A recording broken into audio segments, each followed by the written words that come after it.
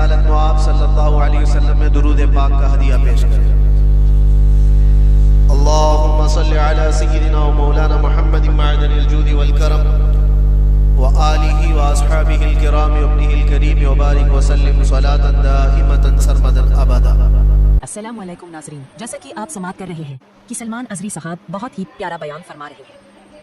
آپ اور ہمیں چاہیے کہ ان کی بتائی ہوئی بات پر عمل کریں اور اس ویڈیو کو پورا دیکھیں اور آگے اپنے دوستوں تک شیئر کریں تاکہ انہیں بھی کچھ دین کی باتیں حاصل ہو۔ اب پہلے آپ ویڈیو دیکھیے۔ اللہ تبارک و تعالی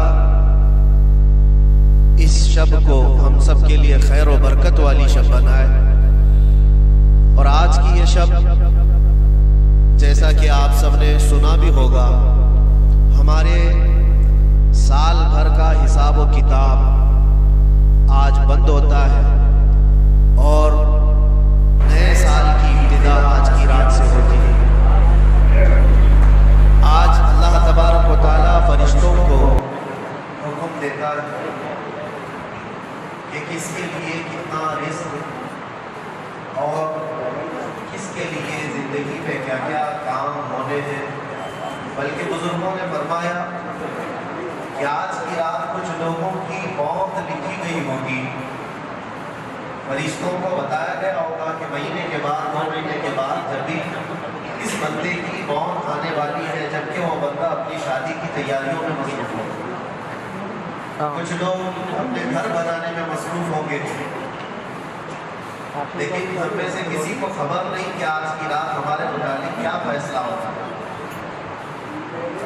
اسی لیے آج کی رات دعا کی رات ہے۔ اللہ تعالیٰ کی برکت میں ہمیں آج نہایت ہی خشوع و خضوع، ادب و احترام کے ساتھ اپنے آنے والے سال کے متعلق خیر و برکت کی دعا مانگنی چاہیے۔ خوش نصیب ہیں یہاں پر بیٹھے ہوئے وہ لوگ، رات کے 12 بج رہے ہیں، ممبئی جیسے شہر میں نوجوانوں کی آج رات تو اکثر دیکھی جاتی ہے سیر سپاٹے میں، گل کپاٹے میں گزر رہی ہوتی۔ بہت سارے لوگوں نے تو آج کی رات کو بائک رائڈنگ کی رات بنا لیا ہے۔ کتنے حادثے ہوئے، کیا کیا چیزیں ہوتی رہی، لیکن قربان جاؤ رب ذوالجلال کی اس رحمت کاملہ پر، ان ہزاروں اور لاکھوں میں سے اٹھا کر کے مولا نے تمہیں اپنے گھر میں بٹھایا۔ اور یہ حدیث پاک میں اللہ کے رسول صلی اللہ علیہ وسلم ارشاد فرماتے ہیں، جب رب تبارک و تعالیٰ کسی تو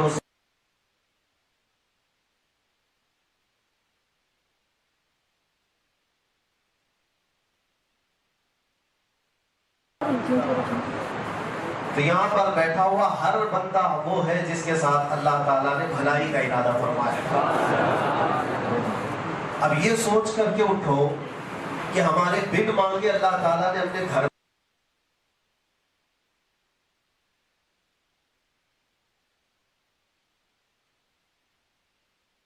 اسی لیے بزرگوں نے ایک دعا یہ بھی ہمیں بتائی تھی کہ ہمیشہ اللہ ایک دعا یہ کرنا،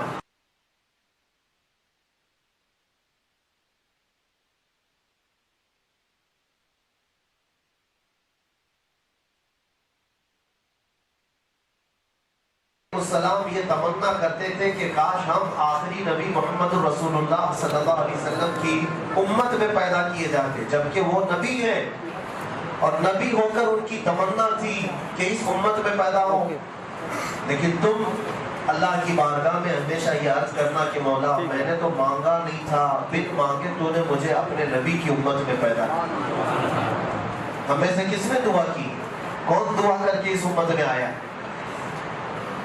کسی نے نہیں، یہ تو ہماری قسمتوں میں لکھا ہوا تھا، ہماری روحوں پر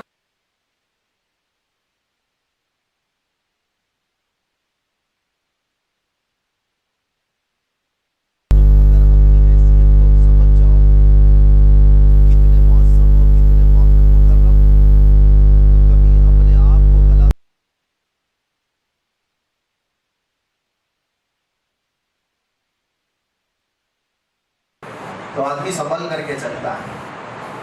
میں اکثر ایک مثال دیا کرتا ہوں، میں اگر اپنا پہنا ہوا یا امامہ کسی کو دے دوں، کسی میرے عزیز شاگرد کو یا کسی ملنے والے محب کو، اور کہوں کہ اس کو سنبھال کر کے رکھنا، آپ مجھ سے بہت محبت کرتے ہیں، محبت کرنے والا اس امامے کو لے گا، اگر پہن لیا، لے کر کے اس کی جو بھی عقیدت ہے، مجھے یہ بتاؤ جب تمہارے سر پر یہ امامہ ہو تو کیا شراب کی دکان کے پاس کھڑے رہو؟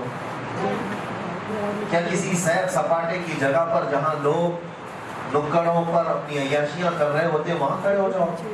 تمہیں اپنے لباس کا، وقار کا خیال آ جاتا ہے، میرے سر پر تو ایک معظم امامہ ہے، یہ کسی کا دیا ہوا امامہ ہے اور اس کی عزت ہے، اس کا وقار ہے۔ میرے عزیزوں، یہ تو میرا ایک کپڑے کا امامہ ہے، اور میری کیا حیثیت ہے؟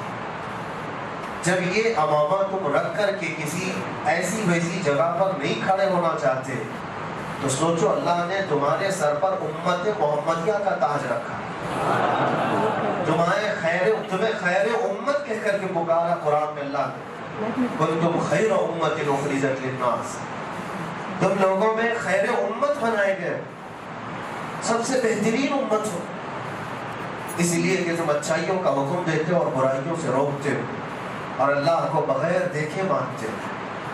یہ تمہاری عظمت پر اللہ نے قرآن میں بیان فرمایا، اور فخر سے کہو کہ میں مسلمان۔ کیوں؟ کوئی مجرم ہے، کوئی جرم ہے، بلکہ لاکھوں کی بھیڑ میں بھی کہو میں محمد عربی کا غلام۔ ہمیں اس بات پر کوئی جھجک نہیں اور شرم نہیں، ہمارا نام چھپانے کی ضرورت نہیں، اور نہ ہی ہمیں شرم و جھجک سے جینے کی ضرورت ہے، کیونکہ تم عظمت والے۔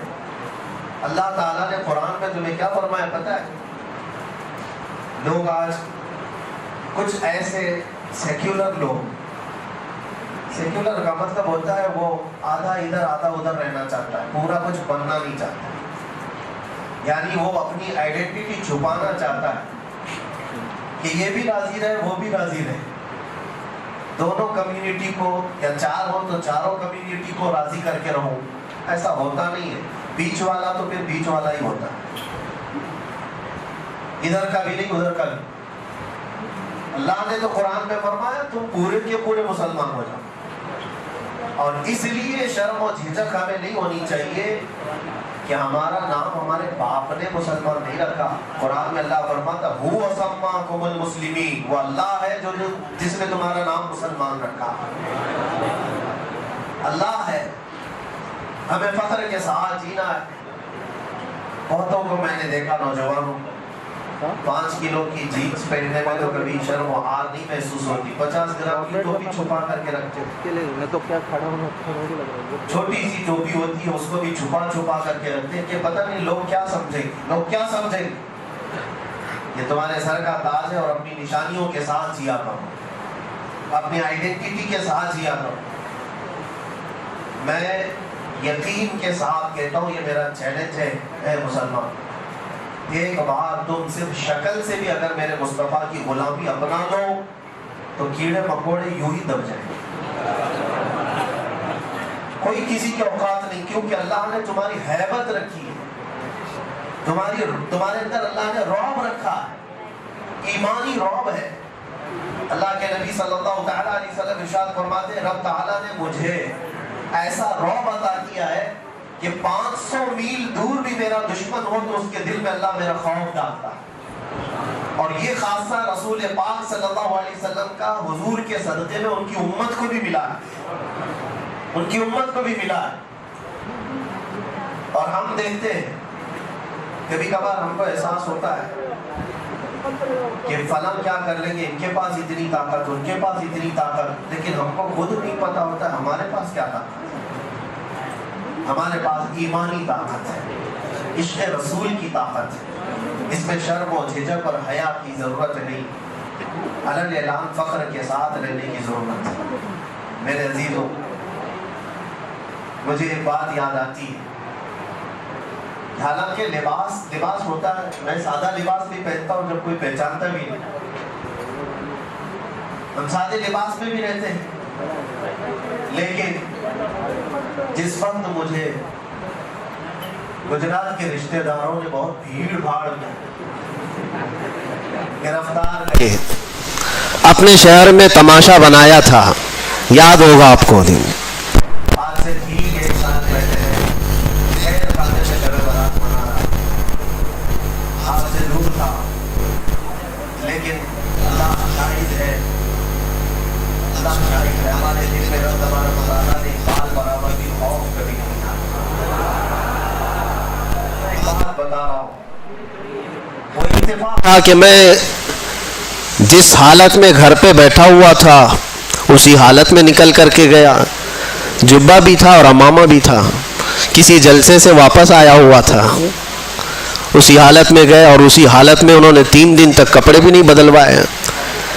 لیکن ہوا یہ کہ مجھے خود بھی احساس نہیں تھا آگے کتنے چل رہے ہیں، پیچھے کتنے چل رہے ہیں، دائیں کتنے چل رہے ہیں، بائیں کتنے چل رہے ہیں، ہمیں پتہ ہی نہیں تھا۔ ہم کو تو صرف اتنا ہی معلوم تھا کہ میرے ساتھ گنبد خضرا کا مکی ہے، ہمیں تو اتنا احساس تھا۔ خوف نہ رکھ رضا ذرا، تو ہے عبد مصطفیٰ، تیرے لیے امان ہے، تیرے لیے امان ہے۔ 1-2 پیشی کے بعد جانا آنا ہوا تو کچھ ہم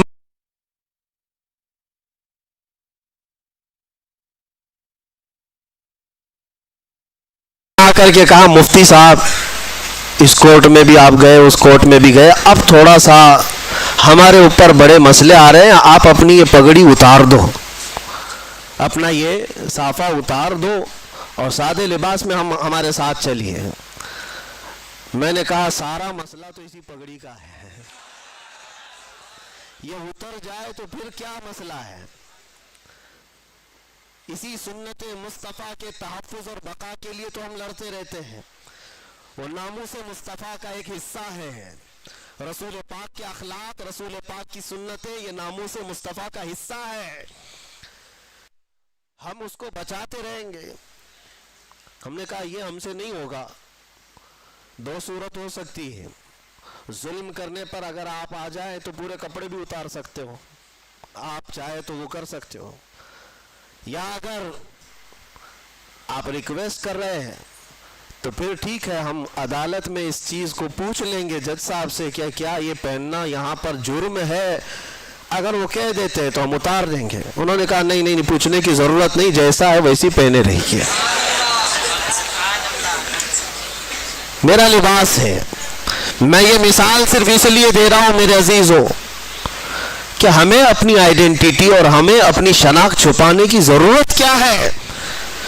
ارے شرم تو وہ کریں جو ننگے لوگ ہیں، شرم تو وہ کریں جو چیتڑے پہن کر کے گھومتے ہیں، شرم اس کو کیا آئے جو اخلاق مصطفیٰ پر جا رہا ہو۔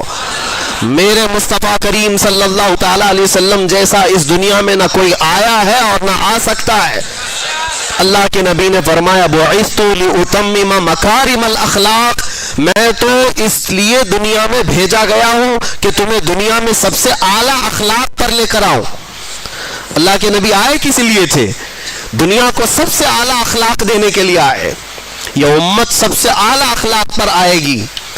بالکل اپنا منہ بند کر لیا اور سر جھکا کر میرے قریب آیا، میں اس کی حرکتیں دیکھنے لگا کہ یہ کیا کر رہا ہے، اور قریب سے قریب چلتے ہوئے آیا اور آ کر کے میرے تلوے چاٹنے لگا، میرے پاؤں چاٹنے لگا، اور اس کے بعد جیسے وفادار کتا دم ہلا کر اپنے مالک کی رہبری کرتا ہے یا اس کی خدمت کرتا ہے، دم ہلاتے ہلاتے مجھے اپنے پیچھے بلانے لگا۔ میں شیر کے پیچھے پیچھے چلتا رہا، یہ دیکھ رہا ہوں کہ پہلی بار ہے جنگل کا شیر ببر درندہ جو کسی انسان کے آگے چل رہا ہے اور اس کے پیچھے پیچھے یہ انسان چل رہا ہے۔ حضرت سفینہ کہتے میں تو راستہ گم اور بھٹکا ہوا جنگل میں تلاش کر رہا تھا اپنے راستے کو، اور یہ شیر اپنی دم ہلاتے ہوئے مجھے مدینے تک کا راستہ بتا کر گیا۔ ان کے جو ہم غلام تھے، خلق کے پیشوا رہے، پوری مخلوق کے پیشوا رہو گے۔ اور آپ کو پتہ ہے میں چند مثالیں آپ کے سامنے رکھتا ہوں۔ آج وقت ہے میرے عزیزو اپنی قدر کا اور اپنی حیثیت کو پہچاننے کا۔ اپنی ویلیو اگر تمہیں پتہ چل جائے تو تمہاری پیشانیاں ادھر ادھر نہیں جھکیں گی، کبھی تمہارا ہاتھ اس کے آگے نہیں جائے گا۔ تکلیفیں آئیں گی، مصیبتیں آئیں گی، لیکن اس کا حل بھی اللہ کریم کی بارگاہ سے ہی ہوگا۔ آپ کو بتاؤں ان کے جو ہم غلام تھے تو کیا تھا، ایک مرتبہ ایسا ہوا کہ مصر جب فتح ہوا، ایجپٹ جس کو کہتے ہیں، سنا ہوگا مصر کا نام۔ مصر جو ہے دنیا کا ایک بہت پرانا ملک جہاں تاریخیں وابستہ ہیں، فرعونوں کا ملک، پیرامڈز دیکھتے ہوں گے، اہرامات مصر، یہ سب مصر کی تاریخ ہے۔ مصر میں تاریخ کے اعتبار سے ایک بہت اہم چیز بھی ہے، دریائے نیل، نائل ریور اس کو کہا جاتا ہے۔ یہ دنیا کی سب سے لمبی نہروں میں یعنی دریاؤں میں سے ہے۔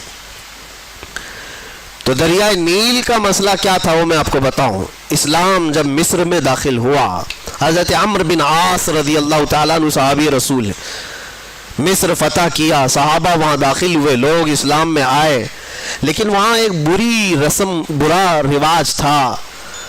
وہ کیا تھا، ایک پرمپرا لوگوں کی چلی ہوئی تھی جہالت کے زمانے میں کہ دریائے نیل ہر سال ایک موسم ایسا آتا تھا کہ وہ سوکھ جاتا تھا، پانی کم ہو جاتا تھا، اور ان کا عقیدہ یہ تھا مصریوں کا کہ اپنی 16-17 سال کی ایک جوان خوبصورت لڑکی کو دلہن بنا کر کے اس کا جلوس نکالتے اور دریائے نیل کے پاس لا کر کے اس کو ذبح کرتے اور اس کا خون دریائے نیل میں ڈالا جاتا، بلی چڑھانا جس کو کہتے، اور ایک لڑکی کو قربان کرتے تو پھر دریائے نیل کا پانی موجیں مارتا ہوا اوپر آ جاتا۔ یہ ہر سال ان کے ساتھ ہوتا تھا، ان کا عقیدہ بیٹھ گیا تھا کہ دریائے نیل کو ہر سال ایک بلی چڑھانی پڑتی ہے، ایک لڑکی کی قربانی دینی پڑتی۔ اب جب اسلام داخل ہوا تو اسلام اس چیز کی ہرگز اجازت نہیں دیتا، یہ ناجائز و حرام ہے۔ ایک قتل، اللہ تعالیٰ نے قرآن میں فرمایا نا حق کسی نے ایک کا قتل کیا تو اس نے پوری انسانیت کا قتل کیا ہے۔ حضرت عمرو بن عاص کے پاس لوگ آئے اور کہا کہ دریائے نیل سوکھ رہا ہے، پانی ختم ہونے کو ہے، کیا کیا جائے؟ آپ نے کہا تو اللہ کی مصلحت ہے، دریا سوکھے گا تو پانی بھی آ جائے گا۔ کہا نہیں، اس دریا کو ہر سال ایک جوان لڑکی کی قربانی دینی پڑتی ہے، تبھی وہ دریا پھر سے واپس پانی میں موجیں لاتا ہے۔ آپ نے کہا ایسے کیسے ہو سکتا ہے؟ کہا تاریخ ہے، سب یہی کہنے لگے، اور اس کے بعد پانی کی قلت ہوتی گئی تو حضرت عمرو بن عاص گھبرا گئے کہ وہ گورنر ہیں وہاں پر، اب نئے گورنر ہیں، انہیں پورا ملک سنبھالنا ہے، لوگ جب پانی کی شدید قلت کا احساس کریں گے تو پھر کیا ہوگا؟ تو حضرت عمرو بن عاص نے خط لکھا، کس کو؟ حضرت عمر ابن خطاب رضی اللہ تعالیٰ عنہ، امیر المومنین، غلام مصطفیٰ، نبی کریم صلی اللہ علیہ وسلم کے اس سچے جانشین کو خط لکھا جب ان کا دور تھا۔ کہا کہ یہاں ایک ایسا مسئلہ ہے، دریائے نیل سوکھ جاتا ہے اور ہر سال یہ لوگ ایک 16-17 سال کی جوان لڑکی کی قربانی دیتے، پھر پانی موجیں مارتا ہوا اوپر آ جاتا ہے۔ اب اس سال کیا کیا جائے؟ ہماری حکومت ہے، اسلام آیا ہے امن و امان کے ساتھ۔ حضرت عمر بن خطاب کے پاس جب یہ خط پہنچا تو آپ نے جواب لکھا، جواب میں 2 خط لکھے۔ حضرت عمرو بن عاص سے کہا کہ تم جس طرح سے اسلام کو قائم کیے اسی طرح سے قائم رکھو، شریعت مصطفیٰ کا نفاذ ہر حال میں ضروری ہے، لوگوں کو نماز روزے کی تلقین کرتے رہو۔ اور ایک خط میں حضرت عمرو بن عاص کو مخاطب کر کے کہتے ہیں، حضرت عمر ایک خط یہ تو میں تم کو لکھ رہا ہوں اور ایک اور خط بھیج رہا ہوں جو دریائے نیل کے نام پر لکھ رہا ہوں۔ ہے کوئی دنیا میں جو کسی دریا کو بھی خط لکھتا ہو؟ یہ صرف میرے رسول کے غلاموں کا حال ہے۔ کہا ایک خط میں دریائے نیل کے نام پر لکھ رہا ہوں، یہ دریائے نیل کو دے دینا۔ اور دریائے نیل کو خط لکھا، بسم اللہ الرحمن الرحیم، اے دریائے نیل، عمر بن خطاب رسول اللہ کا غلام تجھ سے کہتا ہے، اللہ کے حکم سے اگر تو بہتا ہے اے دریا تو عمر ابن خطاب کا حکم ہے کہ جیسا بہتا تھا ویسے رواں ہو جا، اور اگر اللہ کے حکم سے نہیں بہتا تو تیرے بوند ایک پانی کے قطرے کی بھی ہمیں کوئی ضرورت نہیں۔ یہ خط لکھ کر کے بند کر کے دے دیا۔ حضرت عمر بن عاص کے پاس 2 خط آئے، ایک خط ان کا تھا، پڑھا اور کہا دوسرا خط دریائے نیل کا ہے۔ حضرت عمر بن عاص نے کہا دریائے نیل کے لیے ہم پر بھی خط آیا ہے، لے کر کے گئے اور دریائے نیل میں وہ خط ڈالا۔ جیسی ہی خط ڈالا، روایتوں میں موجود ہے 16 گز پانی اوپر موجیں مارتا ہوا گیا۔ ان کے جو ہم غلام تھے خلق کے پیشوا رہے. کون نہیں مانتا ان کے حکم کو؟ کون ہے جو ان کے حکم کے خلاف جائے؟ دریا ہے. اسی لیے شاعر نے کہا تھا میرے عزیزوں، حضرت سعد ابن ابی وقاص ایک اور صحابی ہیں، عشرہ مبشرہ میں سے، یہ عراق فتح کر کے داخل ہوئے تھے. 400 صحابہ ان کے ساتھ تھے. عراق کے بعد جب یہ آگے بڑھ رہے تھے، وہ مسلمان کیسے تھے جن کو اقبال نے کہا تھا تھمتا نہ تھا کسی سے سیل رواں ہمارا، باطل سے ڈرنے والے اے آسماں نہیں ہے ہم، 100 بار کر چکا ہے تو امتحان ہمارا. یہ لوگ کہیں رکتے ہی نہیں تھے، ان کی کوئی سرحد ہی نہیں تھی. ایک علاقہ فتح ہو گیا تو بس کافی ہے نہیں، آگے بڑھنا ہے. حضرت سعد ابن ابی وقاص جب عراق فتح کر چکے تو عراق سے متصل ایران بھی ہے جس کو فارس کہا جاتا تھا پہلے. ایران اور عراق کے بیچ میں دریائے دجلہ ہے. اب جب عراق فتح ہو گیا، دریائے دجلہ ہے، دریائے فرات جو بھی دریا ہے اس کے بیچ میں، تو صحابہ نے کہا کہ ہم ادھر بھی جانا چاہتے ہیں، اس علاقے کو بھی فتح کریں، غلامی مصطفیٰ میں شامل کریں. جبکہ فارس کسرا کے پاور کے اندر میں تھا. کسرا اس وقت کے سپر پاور بادشاہ کا نام ہے. جیسے آج امریکہ، لوگوں کے دماغ کے حساب سے، ہمارے حساب سے نہیں، سپر پاور. میرے عزیزوں، سعد بن ابی وقاص سے جب صحابہ نے کہا ادھر جانا ہے، کہا بیچ میں دریا ہے، کیسے جائیں گے؟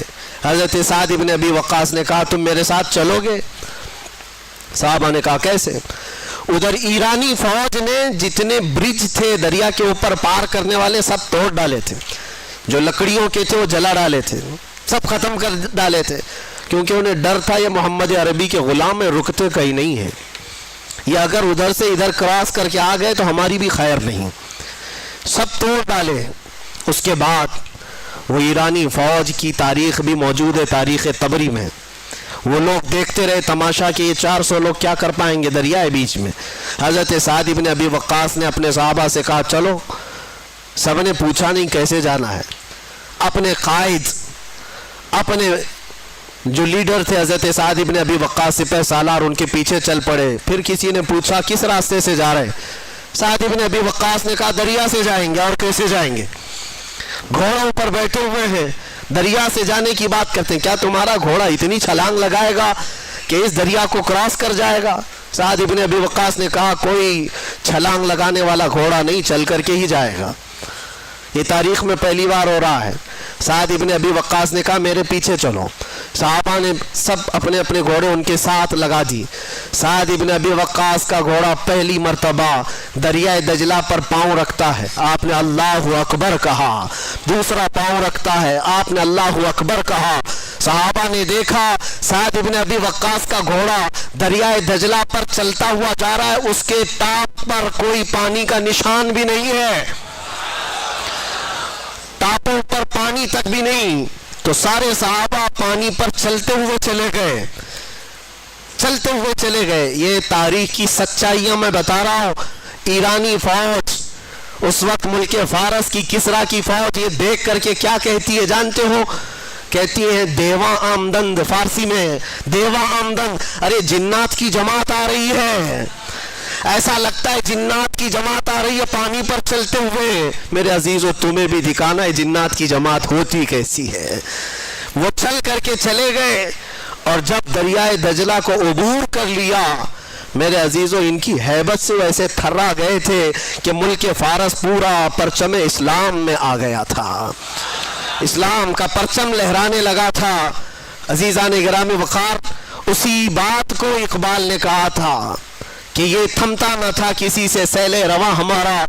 اور شاعر نے کیا کہا؟ دشت تو دشت ہے دریا بھی نہ چھوڑے ہم نے، بحر ظلمات میں دوڑا دیے گھوڑے ہم نے.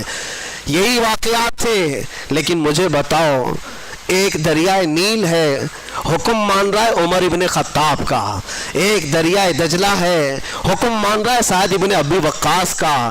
اس لیے نہیں کہ یہ لوگ جادوگر تھے، اس لیے نہیں کہ بہت پاورفل لوگ تھے، صرف اس لیے مان رہے ہیں یہ سارے لوگ حکم ان کے جو ہم غلام تھے، ان کے جو ہم غلام تھے، خلق کے پیشوا رہے. مان کر کے دیکھو हुजूर पाक सल्लल्लाहु ताला अलैहि वसल्लम की उम्मत में अल्लाह ने तुम्हें पैदा किया है, तुम्हारी अजमत बहुत बुलंद है, तुम्हारी वैल्यू को तुम पहचानो। हाँ, हमारे साथ चैलेंजेस हैं, हमारे साथ मुकाबले होंगे, लेकिन अल्लाह तबारक व तआला की हिमायत भी होगी। मैं आपको तहदीस नेमत के तौर पर कहता हूँ, तहदीस नेमत के तौर पर, मैं अपनी बड़ाई के लिए नहीं कहता। आज इसलिए सिर्फ इजहार कर रहा हूँ कि मैं यही रात रही होगी या इससे पहली वाली रात रही होगी, मुझे अंदर ऐसा बंद कर दिया गया था कि दिन और रात भी मालूम न पड़े। नमाजों के वक्त का ख्याल अंदाजे पे करना पड़ जाए। जिसको ऐसी हाई सिक्योरिटी कहा जाता है जहाँ परिंदा भी पर नहीं मारता, वो तो दुनिया भर को मालूम है मेरा जुर्म क्या था। हमारा जुर्म सिर्फ इतना है, जुर्म इतना ही है कि हक बोलता हूँ बरमला, चाटना किसी के तलवे है नहीं फितरत मेरी।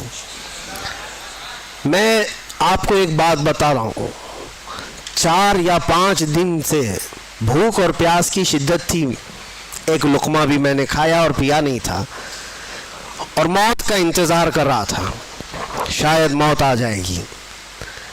लेकिन जिस जगह पर मैं लेटा हुआ था,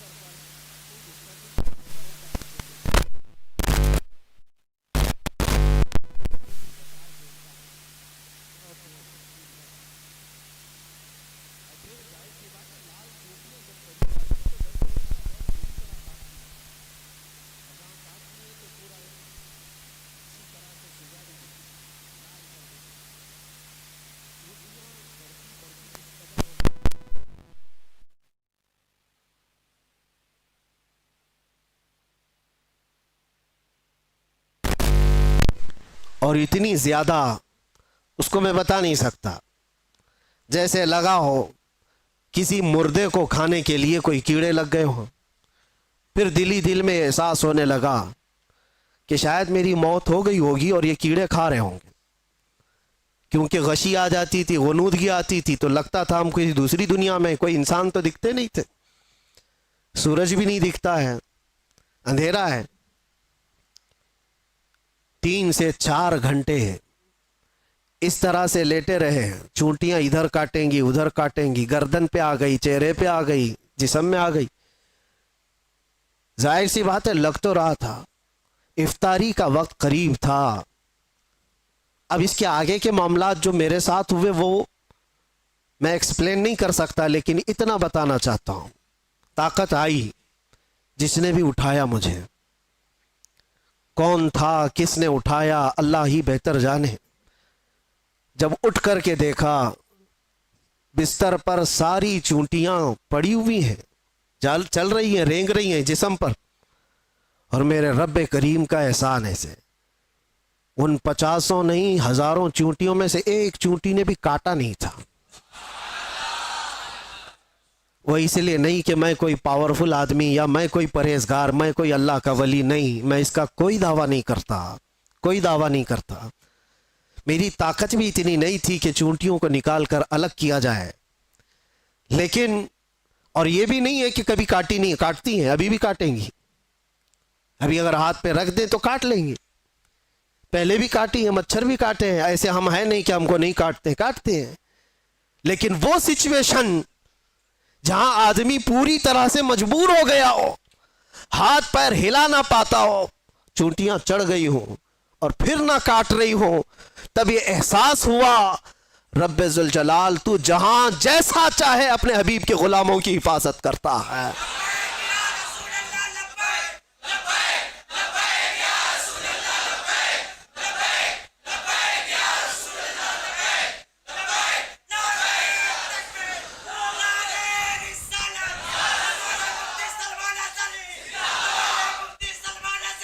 آپ کو مجھے وہ حدیث یاد آئی جب صحابہ اکرام رضوان اللہ تعالیٰ علیہ مجمعین کی ایک جماعت کو اللہ کے نبی صلی اللہ تعالیٰ علیہ وسلم نے تبلیغ کے لیے بھیجا تھا. 70 صحابہ اکرام میں جب وہ تبلیغ کے لیے گئے تھے، کفار و مشرکین نے دھوکے سے ان سارے صحابہ کو شہید کر ڈالا تھا. سارے صحابہ کو شہید کر دیا تھا اور 3 بچ گئے تھے. 3 میں سے وہ صحابہ کو قید کر لیا تھا اور قیدی ایسا بنایا تھا کہ 24 گھنٹے ان کی نگرانی پر بیٹھے رہتے تھے، زنجیروں سے باندھ کر کے صحابہ کو. اس کے بعد ہوا یہ کہ اس میں ایک صحابی حضرت زید بن دسنہ رضی اللہ تعالیٰ عنہ، ان کو ان ظالموں نے نہایت ہی بے دردی کے ساتھ ان کے ہاتھ کی انگلیاں، ان کے پیر کی انگلیاں، ان کے ہونٹ، ان کے کان، ان کے ناک سب کاٹ کر کے شہید کیا تھا. ایک غلام مصطفیٰ کو نہایت ہی دردناک انداز میں شہید کیا اور اس کے بعد ان کی لاش کو لٹکا کر کے رکھا ایک کھمبے سے اور پہرا لگا دیا کہ ان کی لاش کو کوئی لے کر کے نہ جا سکے، کوئی لے کر کے نہ جا سکے. 2 صحابہ تھے وہاں پر، زید بن دسنہ رضی اللہ تعالیٰ عنہ اور ایک دوسرے صحابی حضرت خباب بن الارت یا خبیب بن عدی رضی اللہ تعالیٰ، 2 میں سے کوئی ایک صحابی ہیں. اللہ کے نبی صلی اللہ علیہ وسلم مدینہ طیبہ میں بیٹھے ہیں. حضور پاک صلی اللہ علیہ وسلم نے فرمایا ظالموں نے میرے غلاموں کو شہید کیا ہے میرے غلاموں میں سے کوئی جو بچے ہوئے میرے ان صحابہ کی لاشوں کو لے کر کے آئے میرے پاس. 2 جری صحابہ تھے، حضرت طلحہ، حضرت زبیر رضی اللہ تعالیٰ عنہ. گھوڑا لے کر یہ 2 ہی لوگ نکلے تھے. تقریباً 500 کے قریب کفار جس کی پہرہ داری کر رہے ہیں، ان پہروں میں سے وہ صحابہ کی لاش کو لانے کے لیے صرف نبی کے 2 غلام نکلے تھے. انہوں نے کہا ہم لے کر کے آئیں گے. اور جب یہ 2 صحابہ نکل کر کے آئے تھے، رات میں بھی اور دن میں بھی پہرے داری میں بیٹھے ہوئے ہیں کفار و مشرکین 2 صحابہ کی لاشوں پر. اب سوچیے آپ، رات کے وقت یہ پہنچے تھے دونوں صحابہ، اور جیسے یہ قریب گئے تو دیکھا پورے تلوار سوتے ہوئے پہرا دے رہے ہیں. ان دونوں صحابہ نے اللہ کی بارگاہ میں عرض کیا کہ مولا، ہمارے پاس نہ تلوار کی طاقت، نہ بھالے اور نیزے کی طاقت، ہمارے پاس صرف ایمان کی طاقت ہے. ہم تجھ پر یقین رکھتے ہیں اور تیرے نبی پر ایمان رکھتے ہیں. تو اگر مدد نہیں کرے گا تو دنیا ہم سے کس طرح کا سلوک کرتی ہے. دیکھا یہ دونوں صحابہ دعا کر رہے تھے، وہ سارے کفار و مشرکین کو اونگ لگ گئی، نیند لگ گئی. ان کے بیچوں بیچ سے گئے اور ان صحابہ اکرام کی لاشوں کو اٹھایا. ایک صحابی کی لاش کو اٹھایا اور رکھا اور لے کر نکل پڑے. دوسرے وہاں پر موجود رہ گئے. جب تک وہ جاگے تو وہ صحابی رسول جو وہاں رہ گئے تھے، تو ظالموں نے یہ سوچا کہ کسی نہ کسی طرح ان کو بھی یہ لے جائیں گے، ان کو کسی طرح سے یہاں کاٹ کاٹ کر کے ٹکڑے ٹکڑے میں بدل دیا جائے. تو جیسے ہی اس بری نیت کے ساتھ قریب آئے، شہد کی مکھیوں کا ایک چھتا پورا اس صحابی کے اطراف لگ گیا. اتنی خطرناک مکھیاں آ گئیں. وہ صحابی رسول جن کی لاش وہاں پر موجود ہے، پوری مکھیاں، شہد کی مکھیاں. اور کفار و مشرکین میں سے کوئی قریب جاتا تو اتنا ڈنک مارتی تھی کہ وہ سوج جاتا تھا اور زہر چڑھ جاتا تھا. وہ شہد کی مکھیوں سے خوف کھا کر سارے بھاگ گئے. اس صحابی رسول کی جسم کو، ان کی لاش کو کوئی ہاتھ نہیں لگا سکا، ہاتھ نہیں لگا سکا. یہ واقعہ میرے ذہن میں آنے لگا کہ یہ رب تبارک و تعالیٰ کا دستور ہے، اپنے حبیب کے غلاموں کو کبھی شہد کی مکھیوں سے اور کبھی چونٹیوں سے حفاظت کرتا ہے. جب وہ اپنے نبی پاک کی حفاظت غار ثور میں مکڑی کے جالے سے کرتا ہے تو اے غلامان مصطفیٰ، کیا تمہارا ایمان کمزور ہے؟ اگر رب چاہے آج بھی تمہاری حفاظت صرف ہواؤں سے فرمائے گا، صرف ہواؤں سے فرمائے گا.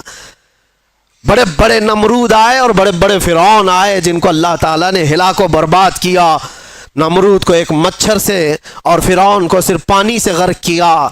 اور انتظار کرنا، ہمارے دور کے فرعون کے لیے بھی کوئی مچھر ضرور آئے گا. ہر دور کے نمرود اور ہر دور کے فرعون کا انجام وہی ہوتا ہے جو اس کے ظلم کا انجام ہوتا ہے. اس لیے کہ قرآن میں اللہ تعالیٰ فرماتا ہے وَمَا اللَّهُ بِغَافِلٍ عَمَّا يَعْمَلُ الظَّالِمُونَ، اللہ تبارک و تعالیٰ ظالموں کے کام سے بے خبر نہیں ہے، ہر چیز دیکھ رہا. میرے عزیزو، صحابہ اکرام رضوان اللہ تعالیٰ علیہ مجمعین جو حضور کے غلام ہی تو تھے، اور اس کے بعد انہوں نے پوری دنیا کو دکھایا ہے. مدینے سے وہ نکلے تھے، صحراؤں میں رہنے والے ہیں، بادیہ نشین چٹائیوں پر بیٹھنے والے ہیں، اور پیون لگے کپڑے پہننے والے ہیں، پورا دن ایک کھجور کی گھٹلی پر صبر کرنے والے ہیں، پانی کے نام پر 2 دن تک قلت کا سامنا کرنے والے ہیں، اور جن کے گھروں میں ایک بار گوشت کا ایک ٹکڑا آ جائے تو پورے مدینے میں گھومتا تھا، پورے مدینے میں گھومتا تھا. یہ وہ جماعت ہے صحابہ کی. لیکن نکلے تھے تو قیصر و کسریٰ بھی کانپتے تھے، تھراتے تھے. جانتے ہو روم اس وقت کا پاورفل ملک تھا. دوسرا پاورفل ہے یہ قیصر جس کو کہتے. اس زمانے کی 2 سپر پاور طاقتیں قیصر و کسریٰ، یعنی پرشین ایمپائر اور رومن ایمپائر. روم کو فتح کرنے کے لیے جب آمنا سامنا ہوا تھا تو کس کا ہوا تھا؟ اللہ کے شیر سیف اللہ المسلول خالد بن ولید رضی اللہ تعالیٰ عنہ. اور ان کے سامنے جو صلیبی آئے تھے، جو دشمن آئے تھے، انہوں نے پکار کر کے کیا کہا تھا کہ یہ کون سے غلام آئے ہیں؟ یہ عرب والے لوگ آئے ہیں، یہ بدو لوگ آئے ہیں جو کھجور کھا کر رہتے ہیں. تانا مار رہے تھے. ان کے پاس 4 لاکھ کی فوج تھی. خالد بن ولید سے انہوں نے کیا کہا تھا کہ تمہارے پاس سبزی کاٹنے کی بھی تلواریں نہیں ہیں، تم جو لے کر کے آئے ہو. خالد بن ولید نے جواب میں صرف اتنا ہی کہا تھا، اے عیسائیو، تمہاری فوج جس طرح شراب کو پسند کرتی ہے، ہماری فوج شہادت کو پسند کرتی ہے. یہاں وہ جذبہ لے کر کے آئے ہیں. تلواریں نہ دیکھو، بھالے نہ دیکھو، نیزے نہ دیکھو، ایمان لے کر کے آئے ہیں، یقین لے کر کے آئے ہیں. عزیزان گرامی وقار، میں کل ملا کر کے ایک ہی بات کی طرف فوکس کرنا چاہتا ہوں. ان کے جو ہم غلام تھے، خلق کے پیشوا رہے. تم سچی غلامی میں آ جاؤ، تم امت مصطفیٰ ہو. اللہ تعالیٰ نے قرآن میں تمہیں خیر امت کہا ہے. کیا آج کسی جوان کو یہ زیب دیتا ہے کہ اس کے ہاتھ میں شراب کی بوتل ہو، تاش کے پتے ہو؟ اس کی جوانی کیا اس کام کے لیے بنائی گئی ہے کہ وہ جوان لڑکیوں کی عزت کو تار تار کرتا رہے، صرف اپنی خواہشات کے لیے، اپنے نفسانی کا تکمیل کے لیے وہ عورتوں کے پیچھے رہے، لڑکیوں کے پیچھے بھاگتا رہے؟ نہیں نوجوان، تجھے اللہ تبارک و تعالیٰ نے محمد عربی کا شیر بنایا. ساری دنیا تیرے قدموں میں ہے، ساری طاقت اللہ تعالیٰ تیری طرف پھیر دے گا. شرط یہ ہے کہ تو حضور کی بات کر کے دیکھ. آج حیرت ہوتی ہے، میں تم میں سے ہی ایک آدمی ہوں، آپ میں سے ہی ایک آدمی ہوں. میرے سر پر کوئی پر نہیں لگے ہیں، اور نہ ہی میں آسمان سے اترا ہوا، نہ زمین سے نکلا ہوا. لیکن جس طرف جائیں لوگ اپنی آنکھیں پلکیں بچھاتے ہیں، عزتوں کی مالائیں، ہزاروں کے بھیڑ میں آج جہاں جاتے ہیں، کبھی کبھار اپنے گریبان میں جھانک کر کے دیکھتا ہوں کون سی ایسی خصوصیت آ گئی جو لوگ دیکھنا چاہتے ہیں. 2 آنکھ 1 ناک، وہی ساری چیزیں تو ہے. کوئی اسپیشل چیز ہے؟ کوئی الگ چیز ہے؟ سب کچھ تو وہی ہے. لیکن یہ لوگوں کا ہجوم ہر طرف سے امڑ کر کے ایک آدمی کو دیکھنے کیوں آتا ہے؟ میرے عزیزوں، یہ بات سمجھنے میں آپ کو بھی اندازہ ہو جائے گا. یہ بات صرف انسان اور ایک آدمی کی نہیں ہوتی. محبتیں دلوں میں ڈالنا یہ انسان کے کمال کا کام نہیں ہے، یہ اللہ رب العزت کے فضل سے ہوتا ہے. وہ جب چاہتا ہے تو پورے انسانوں کا دل ایک طرف پھیر دیتا ہے. اور کس کے لیے پھیرتا ہے؟ وہ دیکھو، ان کے جو ہم غلام تھے، خلق کے پیشوا رہے. ہمیں آج یہ احساس ہے، آج لوگ جو پلکیں بچھاتے ہیں یا عزت کرتے ہیں تو وہ اس لیے نہیں کرتے کہ تمہارا لباس اچھا ہے، یا تم بڑے خاندان کے ہو، یا تم کسی سیاسی پارٹی کے نیتا ہو، 4 پیسے ہمارے لیے بھی کام کر جاؤ گے. نہیں، دور دراز بیٹھے ہوئے لوگ. میرے عزیزوں، میں آپ کو کیا بتاؤں، امریکہ میں رہنے والے کئی ایسے خاندان ہیں جن کو میں جانتا ہوں. ہم یہاں اندر موجود ہیں، وہ 3 مہینے سے اللہ کی بارگاہ میں نظر کے روزے رکھ رہے تھے، وہ عورتیں بھی، وہ بوڑھی خواتین بھی، وہ بچے بھی جن کو ہم نے کبھی دیکھا نہیں، کبھی ملاقات نہیں کیا، ساتھ سمندر پار بیٹھ کر کے ایک فقیر، ایک نبی پاک کے غلام کے لیے اگر کوئی دعائیں کرتا ہے اور اپنے دل میں محبت محسوس کرتا ہے تو یہ ڈالا کس نے اور کیوں ڈالا؟ یہ 2 پوائنٹ ہے۔ ڈالا ہے رب ذوالجلال نے، اور کیوں ڈالا؟ صرف اس لیے جب تک بکے نہ تھے تو کوئی پوچھتا نہ تھا، یا رسول اللہ تم نے خرید کر ہمیں انمول کر دیا۔ بات صرف اتنی ہے، ان کی بات کرو، ہر دل پہ ان کی بات کرو۔ حضور پاک صلی اللہ تعالی علیہ وسلم کی بات، آج میں ایک بات یہ بھی بتاؤں، عجیب بات ہے کہ میں آپ کو ایک تفریح قلب کے لیے بتا رہا ہوں، اکثر ایسا میرے ساتھ ہوتا رہتا ہے۔ میں ٹیکسی میں بیٹھا ہوا تھا، مکہ مکرمہ کی بات ہے، باہر کہیں جا رہے تھے، جو بیٹھا ہوا آدمی تھا، میں تو نارمل لباس میں، اکثر سادے لباس میں، تو انہوں نے پوچھا چلاتے چلاتے، کہا کہ بھائی صاحب آپ کی شکل مفتی سلمان اظہری سے ملتی جلتی ہے۔ میں نے کہا کون ہے وہ؟ انہوں نے کہا نہیں جانتے ہو آپ کہاں سے ہو؟ ہندوستان سے ہو؟ نہیں جانتے ہو آپ؟ میں نے کہا نہیں، بتاؤ تو کون ہے؟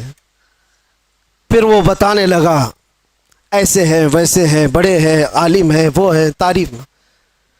میں نے کہا بھائی وہ تو بھڑکاؤ مولانا تو نہیں آپ بول رہے ہو، ان کی بات کر رہے ہو؟ وہ غصے میں آ گیا، تل ملایا، کہا توبہ کرو نہیں تو ٹیکسی سے اتر جاؤ۔ میں نے کہا بات کیا ہے؟ کہا کہ کیوں ایک عالم کی تم توہین کرتے ہو، آپ کیوں ایسا بولتے ہو ان کو؟ میں نے کہا وہی نا جو جیل گئے تھے ابھی۔ انہوں نے کہا ہاں گئے تو تھے۔ تو کہا پھر اسی لیے میں ڈرتا ہوں ایسے مولانا لوگوں سے۔ میں نے کہا میں ڈرتا ہوں ایسے لوگوں سے۔ تو بیچارہ ٹیکسی سائیڈ میں لگا دیا اور کہا تم اتر جاؤ بھائی، میں ایسے آدمی کو نہیں بٹھاتا، میں نہیں بٹھاتا، آپ ادھر جاؤ، آپ توہین کرتے ہو علماء کی۔ میں نے کہا چلو معاف کرو، یہ ٹاپک چھوڑ دو، دوسری بات کرو۔ پھر وہ یوٹیوب کھول کر کے دکھانے لگا، یہ دیکھو، یہ سنو، حق بات کہا ہے، ظالموں نے پکڑا ہے، فلاں فلاں ساری چیزیں بیان، خاموشی سے سنتے رہے۔ میں یہ بات کیوں کہہ رہا ہوں آپ کو؟ کوئی لطیفہ نہیں ہے، مجھے ریئلائز ہوا، احساس ہوا۔ بعد میں اترنے سے پہلے اس نے کہا کہ بھائی ایک بات میں آپ کو بتاتا ہوں، یہ مولانا کی تقریر میں سنتا ہوں، میں ہوں اہل حدیث جماعت سے، لیکن یہ مولانا بریلوی مکتب فکر سے ہے، لیکن بات کرتا ہے محمد رسول اللہ کی، اور یہاں آ کر کے ہم کچھ نہیں دیکھتے، ہم تو اپنی جان بھی قربان کرتے ہیں۔ ہم اتر آئے، اس دن یہ احساس ہوا، اس نام پر اللہ نے اتنی طاقت رکھی ہے، ہر انسان نام محمد پر جمع ہوتا ہے، ہر مسلمان آ جاتا ہے۔ عزیزان گرامی وقار، وہ ایک نقطہ ایسا ہے ناموس رسالت کا، جہاں پر لوگوں کے جذبات ہیں، لوگوں کی عقیدتیں ہیں۔ مجھے آج اس ٹاپک پر بات نہیں کرنا ہے کہ کون کس مکتبہ فکر سے اور کیا تھا، لیکن ہم نے یہ محسوس کیا ہے دنیا کے چپے چپے اور کونے کونے سے اگر لوگوں کے دلوں میں ہمارے لیے کوئی جذبہ موجود ہے تو وہ ہماری زبان کا کمال نہیں، یہ نسبت مصطفیٰ کا کمال ہے، رسول کریم صلی اللہ تعالی علیہ وسلم کے قدموں کا کمال ہے۔ اسی لیے عمر ابن خطاب رضی اللہ تعالیٰ عنہ نے سچ کہا تھا۔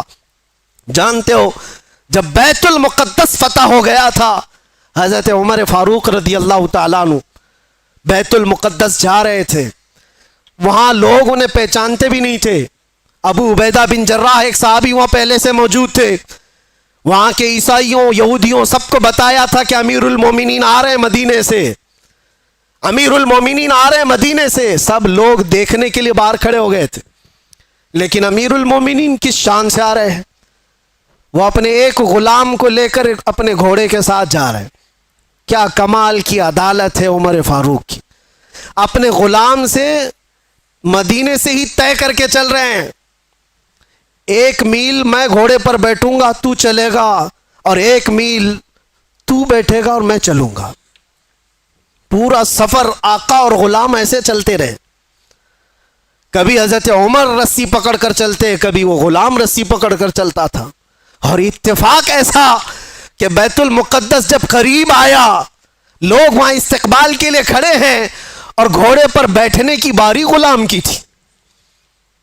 غلام نے کہا کہ حضور اب تو میں اتر کر چلتا ہوں, آپ بیٹھے. کہا نہیں, عدل تو عدل ہے, انصاف, تیری باری ہے تو بیٹھے گا, میں رسی پکڑ کر چلوں گا.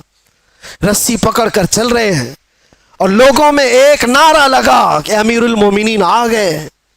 سب دوڑ کر کے اس گھوڑے کی طرف جا رہے ہیں جو گھوڑے پر سوار آ رہا ہے. ابو عبیدہ بن جراح جو صحابی موجود تھے, پکار کر کہا اے لوگوں, سواری پر بیٹھا ہوا وہ نہیں ہے امیر المومنین, رسی پکڑ کر جو آ رہا ہے وہ ہے امیر المومنین. دنیا نے پہلی مرتبہ یہ منظر دیکھا ہوگا. کہاں ہے وہ لینڈ کروزر والے لیڈر لوگ, کہاں ہے وہ جو رسول پاک صلی اللہ تعالی علیہ وسلم کے ان جانشینوں کی مثال لا کر کے دکھا دے. اسی لیے ہمارے ہندوستان میں ہی آپ کو میں کیا بتاؤں, مثال کے طور پر موہن داس کرم چند گاندھی جی, گاندھی کے یہ الفاظ ہیں, کہا کہ میں نے تاریخ پڑھا ہے, اگر لوگوں کو سیاست کرنے کے لیے, حکومت کرنے کے لیے میں کوئی مثال دے سکتا ہوں تو وہ ابو بکر اور عمر کی دے سکتا ہوں. لوگوں نے اس چیز کو ایکسپٹ کیا ہے, احساس کیا ہے. انہوں نے جو دنیا کے سامنے منظر پیش کیے تھے وہ رسول اللہ کے غلاموں نے. سنو, حضرت عمر فاروق رضی اللہ تعالیٰ عنہ نے جو بات کہی تھی اس کو میں سمیٹ رہا ہوں. لوگ جب آپ کو پکار کر امیر المومنین کہتے ہوئے قریب آئے تو آپ رو پڑے. یہ وہ وقت تھا حضرت عمر کا جب پورا عرب جو آج ہے, سعودی عرب جس کو کہتے ہیں, یہ عرب تھا, صرف عرب تھا, سعودی بعد میں بنا ہے. حجاز اور نجد دو علاقے تھے اور دونوں ملا کر کے عرب تھا. پھر یمن, پھر عراق, پھر ملک شام, اور پھر فلسطین, پھر مصر. 6 بڑی کنٹریاں جس کا کل رقبہ, کل ایریا اگر ملائیں گے تو تقریباً 17 لاکھ اسکوائر کلومیٹر, اور بعض میں ہے کہ 36 لاکھ اسکوائر کلومیٹر. حضرت عمر فاروق رضی اللہ تعالیٰ عنہ کا دور خلافت اتنا پھیلا ہوا تھا, اتنا پھیلا ہوا تھا, اتنی دور تک اسلام کا پرچم لہرا رہا تھا. اس وقت جب حضرت عمر فاروق بیت المقدس کے قریب آئے اور لوگوں نے آپ کو سراہنا شروع کیا امیر المومنین کہہ کر, آپ رو پڑے. اور اس کے بعد ایک تاریخی جملہ انہوں نے کہا تھا جو ہم سب کا بھی ہونا چاہیے, ہم سب کے لیے. آج میرا ٹاپک یہی ہے. حضرت عمر کھڑے ہو کر کے کہتے لوگوں سے, اے لوگوں سنو, آج تم میرے نام کے نعرے لگا رہے ہو, میں اپنی حیثیت بتاتا ہوں, میری حقیقت بتاتا ہوں. میرا نام عمر ہے, میرے باپ کا نام خطاب ہے, میں خطاب کا بیٹا عمر ہوں. بچپن میں مجھ سے 2 بکریاں نہیں سنبھالی جاتی تھی. میرے باپ مجھے بکریاں چرانے کے لیے بھیجتے تھے تو بکریاں ادھر سے ادھر ہو جاتی, اور جب بکریاں مجھ سے نہیں سنبھلتی تو روز میں اپنے باپ کے گھونسے کھاتا تھا. روز مجھے مار پڑتی تھی میرے باپ سے, بکریاں مجھ سے نہیں سنبھلتی تھی. اور آج تم دیکھ رہے ہو 36 لاکھ اسکوائر کلومیٹر کا پورا رقبہ عمر تنہا اس کی نگرانی کرتا ہے.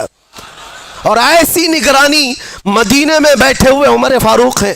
ملک شام کا ایک واقعہ میں آپ کو بتا رہا ہوں. ملک شام مدینے سے ہزاروں کلومیٹر دور, ملک شام میں بیٹھی ہوئی ایک خاتون رات کو اپنی بیٹی سے کہتی ہے, دودھ میں پانی ملا کر کے بیچو تو تھوڑا زیادہ ہو جائے گا. بیٹی کہتی اماں عمر ابن خطاب کا دور ہے. کہاں ہے؟ مدینے میں بیٹھے ہوئے, اور لوگوں کے اندر عدل اور انصاف کرنے کی چاہ ہزاروں میل دور پر بھی ہے. تو حضرت عمر اس دن اعلان کرتے ہیں, آج جو بچپن میں 2 بکریوں کو نہیں سنبھال سکتا تھا, 36 लाख स्क्वायर किलोमीटर को तन्हा चलाता है। वो इसलिए नहीं कि खत्ताब का बेटा उमर है, इसलिए चलाता है कि मोहम्मदुर रसूलुल्लाह का गुलाम उमर है। उनके जो हम गुलाम थे खल्क के पेशवा रहे। कुल मिलाकर के एक ही नुक्ता है, हमें करनी है शहिंशाह बतहा की रजा जोई, वो अपने हो गए तो रहमत परवरदिगार अपनी। अगर हुजूर हमारे हो गए तो फिर बचा क्या है। इसीलिए सहाबा क्या कहते थे पता है, सारे जख्म खाते थे, मुसीबतें उठाते थे और फिर मुस्कुरा करके हुजूर से कहते थे, हर सितम हर मुसीबत गवारा है, या रसूल अल्लाह एक बार तुम कह दो कि तू हमारा है। तुझसे तुझी को मांग कर मांग ली सारी कायनात। सहाबा इकराम भी बड़े अकल के साथ, बड़े इश्क के साथ मांगते थे। हुजूर पाक सल्लल्लाहु ताला अलैहि वसल्लम जब जब किसी सहाबी से कहते कुछ चाहिए, कुछ मांगना है, तो उनका सलीका भी तो देखो मेरे अजीज हो। तुम्हें अगर ऑप्शन दे दिया जाए तो जल्दी से क्या मांगोगे? हर एक के अपने मसले हैं, हर एक के मसले। जो जिस मसले में उलझा हुआ है वही मांग लेगा। अरे नौकरी नहीं लगती, 2 साल से भटक रहा हूं, नौकरी मिल जाए। किसी को छोकरी नहीं मिलती, वो मांग रहा है।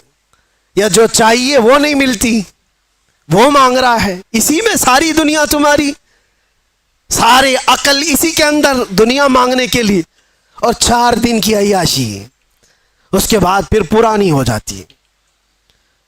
जिस चीज की बेस दुनियावी मोहब्बत पर होती है, याद रखना, वो बहुत जल्दी पुरानी होती है, उससे मोहब्बत भी कायम नहीं रह पाती। और जिस चीज की इब्तिदा अल्लाह की रजा पर होती है, वो दुनिया में भी सलामत रहती है, आखिरत में भी सलामत रहती, वो अल्लाह महफूज रखता है। और सहाबा क्या मांगते थे? एक सहाबी रात को हुजूर सल्लल्लाहु अलैहि वसल्लम की बारगाह में तहज्जुद के वक्त वजू करा रहे हैं। हुजूर ने खुश होकर के पूछा कि कुछ मांगना है तुम्हें, कुछ चाहिए? आप सोचो, मालिक जन्नत जब ये पूछ रहा हो कुछ चाहिए तुम्हें, कुछ मांगना है। साहबी रसूल ने क्या कहा? या रसूल अल्लाह, इतना चाहता हूं कि जन्नत में आपका हमनशीन बन जाऊं। आप चाहिए, बस आपका साथ, आप हो बस मेरे लिए। हुजूर ने फरमाया वजू करते हुए, अब गैर ज़ालिक, इसके अलावा भी कुछ और चाहिए? ये कौन कहता है? जो पहला दे चुका हो तभी दूसरा पूछता है। मुर्शिद गिरामी हुजूर ताजुश शरिया रहमतुल्लाह अलैह ने इसीलिए फरमाया, नबी मुख्तार कुल हैं, जिसे जो चाहे भरी जन्नत हिबा कर दे हैं। नबी मुख्तार कुल हैं, जिसे जो चाहे अता। अरे वो रसूल पाक सल्लल्लाहु ताला अलैहि वसल्लम की बारगाह में सच कहा है मेरे मुर्शिद ने, वो दम में जो चाहे, जिसे चाहे फरमा रवा कर दे। हुजूर पाक सल्लल्लाहु ताला अलैहि वसल्लम की बारगाह के मुतालिक ये कहा। सुनो, हुजूर ने दूसरी बार कहा कुछ और चाहिए। उस सहाबी ने अब ये सोचना था कि एक चीज तो मांगा और हुजूर ने दिया होगा, अब दूसरा भी कुछ मांग लूं, दूसरा कुछ और, माँ बाप, रिश्तेदार, बीवी, बच्चे, इनके लिए भी कुछ मांग लूं। नहीं, वो सहाबी हैं।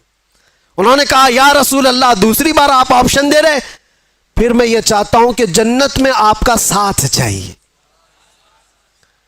हुजूर ने फरमाया अब गैर ज़ालिक, इसके अलावा और भी कुछ चाहिए? यहां देने पर वो नबी मुख्तार अपनी झोलियां फैलाए हुए हैं, लब वाह हैं, आंखें हैं बंद, फैली हैं झोलियां, कितने मजे की भीख तेरे पाक दर की है। मांगेंगे मांगे जाएंगे, मुंह मांगी पाएंगे, सरकार में न ला है न हाजत अगर की है। शेर समझ में आया? या आला हज़रत का शेर है, मांगेंगे मांगे जाएंगे, मुंह मांगी पाएंगे, जितना मांगोगे सब पाओगे। सरकार में न ला है न हाजत अगर की है। इसका मतलब क्या है? ला का मतलब अरबी में नहीं, नहीं, मैं नहीं दूंगा, इसको क्या कहते हैं? ला। ला हुजूर की आदत है ही नहीं ला कहना। कभी हुजूर ला नहीं कहते, नहीं दूंगा, ये नहीं दूंगा। और अगर, आला हज़रत भी कैसे इश्क रखते थे, یہاں حضور کی بارگاہ میں لا تو نہیں کہا جاتا، اور یہ بھی نہیں کہا جاتا اگر تو کہے گا یہ تو دوں گا، اگر تو ایسا بنے گا تو دوں گا۔ حضور اگر پہ دیتے ہی نہیں، وہاں جو آیا جس طرح مانگا بھر بھر جھولی دے دی گئی۔ میرے کریم سے گر قطرہ کسی نے مانگا، دریا بہا دیے ہیں دربے بہا دیے ہیں، مانگیں گے مانگے جائیں گے، منہ مانگی پائیں گے۔ سرکار میں نہ لا ہے نہ حاجت اگر کی ہے۔ اب سوچو، وہ صحابی کو تیسرا آپشن ملا ہے، اب بھی تو کچھ اور مانگ سکتے تھے۔ تیسری بار اس صحابی نے کہا یا رسول اللہ مرافقتک فی الجنہ، جنت میں آپ کا ساتھ چاہیے، کیونکہ وہ صحابی جانتے ہیں تجھ سے تجھی کو مانگ کر مانگ لی ساری کائنات۔ اگر حضور کو مانگ لیا ہے، حضور کا ساتھ مانگ لیا، تو ساری چیزیں تو اللہ یوں ہی دے دے گا، صدقے میں سب آ جائیں گی۔ یہ مانگنا وہ مانگنا فلاں مانگنا کیا ضرورت ہے؟ نبی جب کسی کا ہو جائے تو پھر کائنات اس کی ہے، نبی مختار کل ہے۔ صحابہ نے یہ سلیقہ دکھایا ہمیں، وہ حضور کا ساتھ مانگتے تھے۔ اسی لیے تو حضرت عمر بھی کس بات پر فخر کرتے تھے پتہ ہے؟ نبی پاک صلی اللہ علیہ وسلم نے ایک مجلس میں قبر کے حالات سنائے کہ جب کسی کو دفن کر کے چلے جاتے تو دو فرشتے آتے، منکر نکیر، نیلی آنکھوں والے، کالے چہرے والے، جھنجھوڑ کر سوال کرتے تیرا رب کون ہے، تیرا دین کیا ہے، اور حضور کو دکھا کر پوچھتے ان کے بارے میں کیا کہتا تھا۔ تو وہ بہت سخت وقت ہوگا، منکر نکیر جب سوال کر رہے ہوں گے، بہت سارے تو ٹائیں ٹائیں فش ہو جائیں گے۔ ہاں یہ بات یاد رکھو، سوالات آج سب کو پتہ ہے، قبر میں جانے کے بعد بھول بھی جائیں گے۔ وہی یاد رکھے گا جس پر میرے مولا کا فضل ہوگا۔ ہاں میں ہمیشہ یہ بات کہتا ہوں، اپوزیشن والے بھول جاؤ گے۔ ہاں دو چیزوں میں تو بول سکتے ہو، دو چیزوں میں تو بول سکتے ہو، تمہارا رب کون ہے؟ اللہ، وہ بھی بولیں گے ہم بھی بولیں گے۔ تمہارا دین کیا ہے؟ فخر سے بولیں گے میرا دین اسلام ہے۔ جب حضور کو دکھا کر پوچھیں گے، اور فرشتے بھی سوال کا دیکھو وہاں پر ایک دم ٹائپ ہی بدل گیا ہے، انداز بدل گیا ہے۔ دو سوالوں میں تو فرشتے پوچھ رہے ہیں تیرا رب کون ہے، کون تھا نہیں پوچھا، کیا پوچھا؟ کون ہے، تو کہتے میرا رب اللہ ہے۔ پھر دوسرا بھی فرشتوں نے یہی پوچھا تیرا دین کیا تھا، نہیں تیرا دین کیا تھا نہیں پوچھا، تیرا دین کیا ہے، تو بولتا ہے میرا دین اسلام ہے۔ لیکن تیسرے پہ آ کر فرشتے بدل دیتے ہیں، ما کنت تقول فی حق ھذا الرجل، حضور کو دکھا کر پوچھتے ہیں یہ کون ہے، نہیں ان کے بارے میں کیا کہتا تھا، بدل گیا سوال۔ اگر فرشتے وہاں بھی یہ پوچھتے یہ کون ہے، تو سب بولتے اب تو دیکھنا ہے کیا یہاں پر کوئی مجال ہے کہ انکار کرے، اب تو پھنسا ہے، بولے گا ہر کوئی بولے گا۔ لیکن فرشتے وہ نہیں پوچھ رہے یہ کون ہے، بلکہ یہ پوچھتے ان کے بارے میں کیا کہتا تھا۔ یہی کہے گا کہ ان کو پیٹ پیچھے کا علم نہیں تھا، یہی کہے گا جو آج چیمی گوئیاں کرتا رہتا ہے، دلیلیں کہاں ہیں، وہ کہاں ہیں، یہ کہاں ہیں۔ میرے عزیزوں اسی لیے دامن تھام لو اعلیٰ حضرت کا، قبر کے سوالات بھی پکے تمہاری گٹھی میں پلا کر کے گیا بریلی کا عاشق۔ جب فرشتے یہ پوچھیں گے کیا کہتا تھا، تمہارے پاس اتنے الفاظ ہیں کیا کیا نہیں کہو گے۔ میں تو یہ کہتا تھا سرور کہوں کہ مالک و مولا کہوں تجھے، باغ خلیل کا اللہ رے تیرے جسم منور کی تابشیں، اے جانے جاں میں جانے۔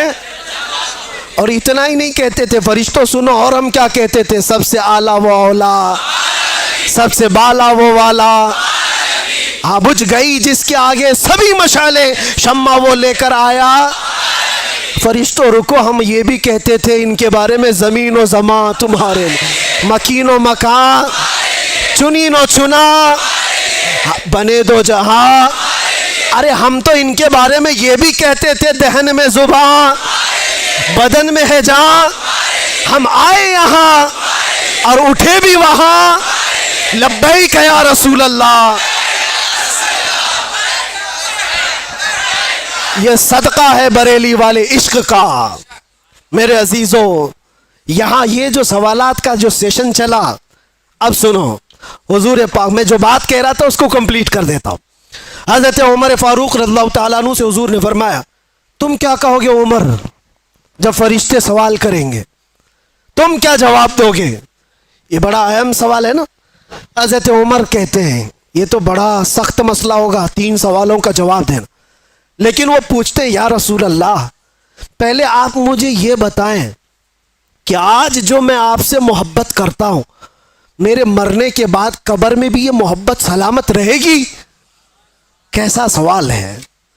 हजरत उमर ने हुजूर से पूछा, मेरे आका ने फरमाया, हाँ उमर, दुनिया वालों की मोहब्बत मौत तक खत्म हो जाती है, मुझसे जो मोहब्बत करता है वो हश्र तक भी बाकी रहती है।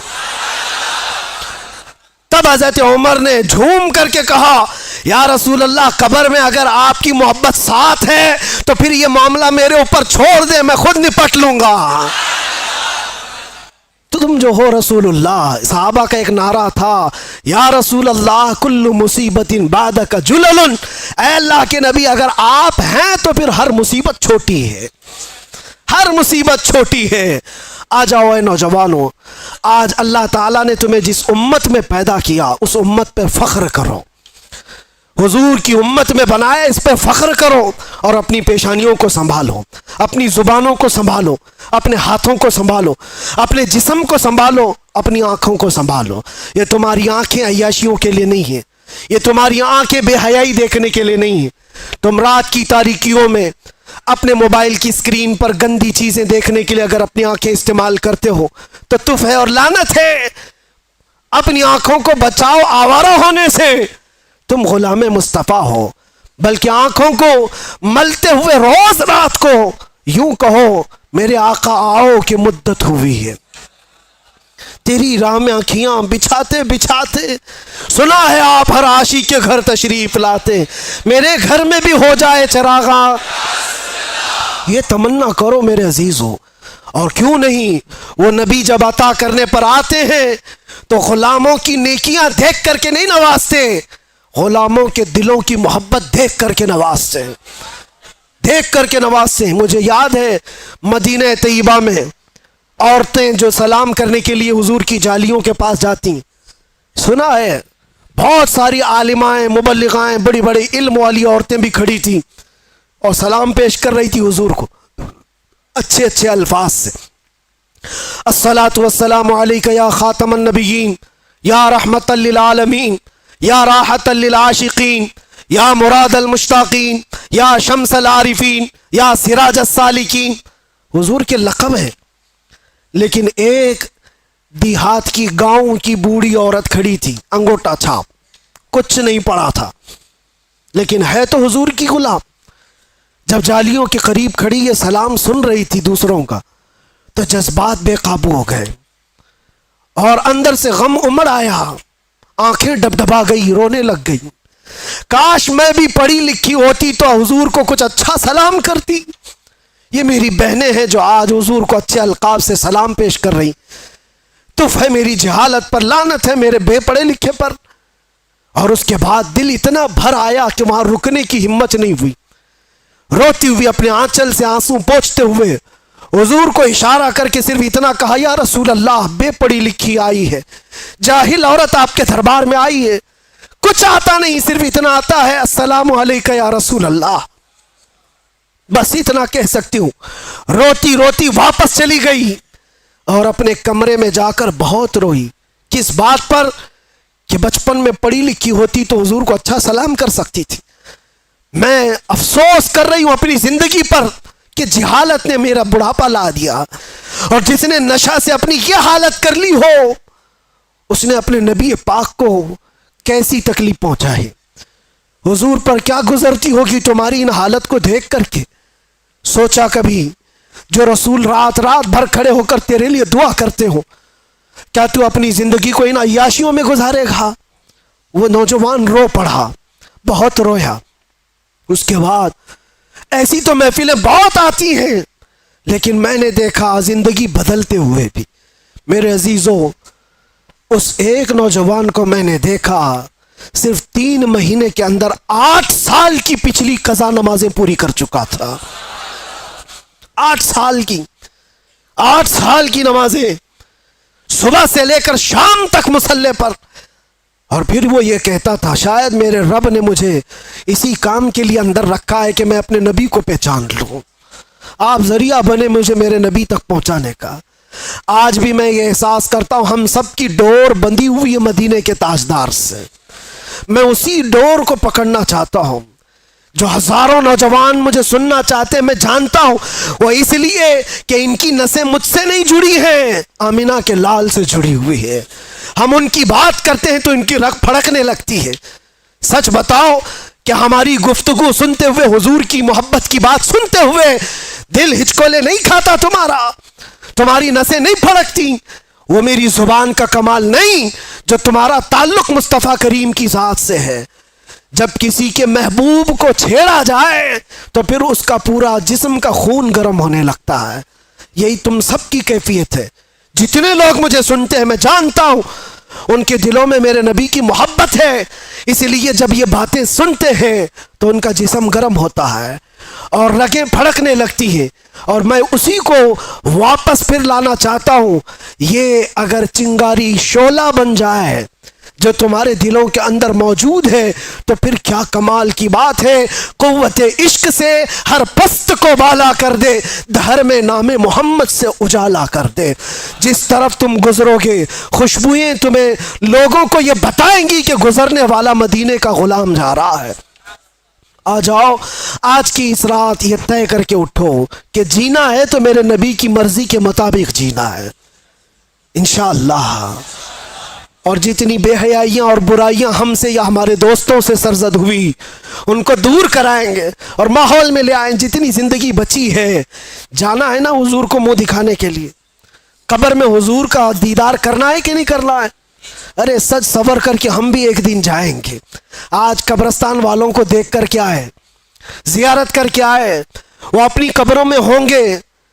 ہو سکتا ہے کچھ گناہوں کی وجہ سے کچھ لوگ سزا پا رہے ہوں, لیکن آج ہم رحمت الہی سے امید یہ کرتے مولا ان سب کی قبروں پر آج رحم و کرم کی بارشیں فرمائے. اور سب سے بڑی بات یہ ہے کہ آج رب تبارک و تعالی ان کی قبروں میں جلوہ رسول عطا فرمائے. اور ہماری بھی قبروں میں ہوگا انشاءاللہ, ہوگا انشاءاللہ. اسی لیے ہم کو ہمارے گھر والے سجا کر کے بھیجتے ہیں, اچھے کپڑے پہنا کر بھیجتے ہیں, صاف سفید لباس کفن کا, عطر بھی لگاتے ہیں, سرما بھی لگاتے ہیں, پھول بھی چڑھاتے ہیں, جیسے دولہے کو سجاتے ہیں. مردے کو کیوں سجا رہے ہیں؟ وہ قبر میں جا رہا ہے, مٹی میں جا رہا ہے, لیکن بزرگوں نے فرمایا اس لیے سجاتے ہیں کہ وہ اپنے نبی کو دیکھنے جا رہا ہے, حضور کی زیارت کرنے جا رہا ہے. جانا ہے حضور کو چہرہ دکھانا ہے تو وہ چہرہ بنا تو لو جلدی سے. اور جب جاؤ تو فرشتے جس وقت اٹھائیں گے تو ہم انتظار ہی کر رہے ہوں گے, ہم انتظار ہی کر رہے ہوں گے کہ نبی پاک صلی اللہ تعالیٰ علیہ وسلم تشریف لا رہے ہوں گے. اور بعض لوگوں کی قبروں کا حال تو یہ بتایا گیا, اللہ اکبر, اللہ ہمیں ان قبروں میں بنائے کہ بزرگوں نے فرمایا بعض مومنین کی قبروں کا حال تو یہ ہے منکر نکیر بعد میں آئیں گے, پہلے رسول اللہ پہنچ چکے ہوں گے. اور پھر وہی مومن یہ کہہ سکتا ہے جب فرشتے اس کو پوچھ رہے ہوں بتا ان کے بارے میں کیا کہتا تھا, وہ تو پہلے سے آئے ہوئے ہیں. پھر فرشتے پوچھیں گے تو یہی تو کہے گا وہ مومن اب تو پائے ناز سے اے فرشتوں کیوں اٹھوں, ارے مر کے پہنچا ہوں یہاں اس دل ربا کے واسطے. وآخر دعوانا ان الحمدللہ رب العالمین. لبیک. آپ لوگوں کا بہت بہت شکریہ. اس ویڈیو کو لائک کریں, چینل کو سبسکرائب کریں اور اپنے دوستوں تک شیئر کریں تاکہ میں اور بھی اچھی ویڈیو لا سکوں آپ لوگوں تک. اللہ حافظ.